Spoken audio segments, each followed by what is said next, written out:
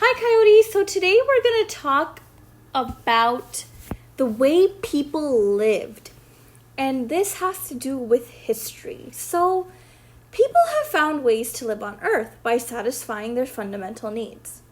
So today I want to tell you about those changes that have happened in the way of our living. When people lived in a cave, they felt protected. They had water close by from a river, and they probably collected food from their surroundings. And when they saw animals, they would say, "Let's go hunt them." They would pack up all their things, because they usually did not have much at those times. And then they would follow the animals. After a couple of days or even weeks, they would say, "Oh, look, there's another place that has good food. Let's go over there." They would pack up their stuff and go again to another place. They would stay in this new place for maybe a week or a month, or just enough time to get the food that they needed. Then they would pack up to move and find food again. This way of living was called nomadic living. The people were called nomads. So, the nomads didn't build sturdy houses. Well, you know why? Because they moved quickly from one place to another, and sometimes they followed animal herds or moved because of weather conditions. Well, people lived like this for a very long time, but people would eventually find a place to stay, a good place to stay, and animals would come, and there was no longer a need to move, so this kind of lifestyle became more permanent. So here you can see some shelters. We see some animals, a river in the back. Here we see there's a woman. She's processing some sort of grain on the ground.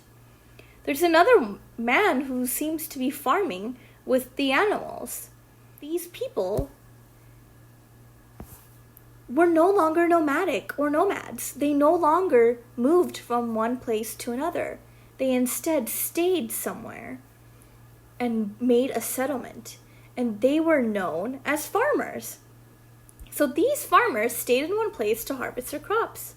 They didn't move to another place. We call this the agricultural way of life. So in this way of life, people specialized. Some people would go hunting, others would take care of the animals. Some would cook, and others would take care of the children.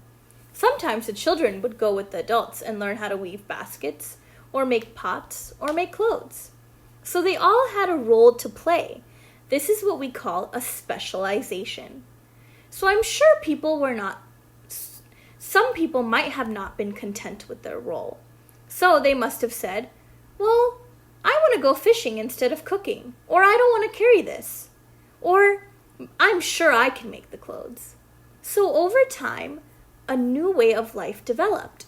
And in this new type of life, they would share the work. Some would work in construction, while others brought water for everyone. This new way of life was called urban life. So people had other new jobs. Some people built houses, or carved stones, or learned a more permanent way to build. To live this kind of life, you really had to know what you were doing. Each person had his or her own job. It was a very specialized job. So here you can see a picture of an urban community in Machu Picchu. You could see that the living spaces are close together. We have 3 styles.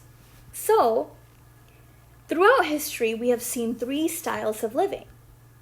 One where people moved from place to place. One where people stayed in one place and farmed. And another where each person contributed his or her talents to the entire community to make a more permanent sense of civilization. So, we have the nomadic phase, the agricultural phase, and the urban phase. So even now we have nomadic and farming life. Of course, today a lot of people live in cities, which is known as the urban kind of life. Well, I wanted to tell you this story so that you know that over time, people found different ways to survive and improve their life. It was a great improvement because today, if I want a table, do I have to go build it on my own? No, I could go to the store and pick out a table and buy it. This does not mean that one way of life is better than the other. It's just different, and some people still choose to live in these different ways. So, some ideas I have for follow-up work. You could research and investigate more on one or more phases. You could draw a picture and write 3 to 8 sentences, depending on your level, of what you learned or what you find in your research or investigation. If you're in lower elementary, you should at least be writing 3 sentences. If you're in upper elementary, you should be starting with a minimum of 7 sentences. So some ideas for research ideas are the Bronze Age, feudalism, colonization, or the Industrial Revolution. Of course, if you find other time periods when you're doing your own research, feel free to do that. I would love to see some of these presentations of the 3 phases of history in our morning Zooms. This is a great opportunity for you to research and share. So this is my lesson for today, Coyotes. I will see you later. Bye!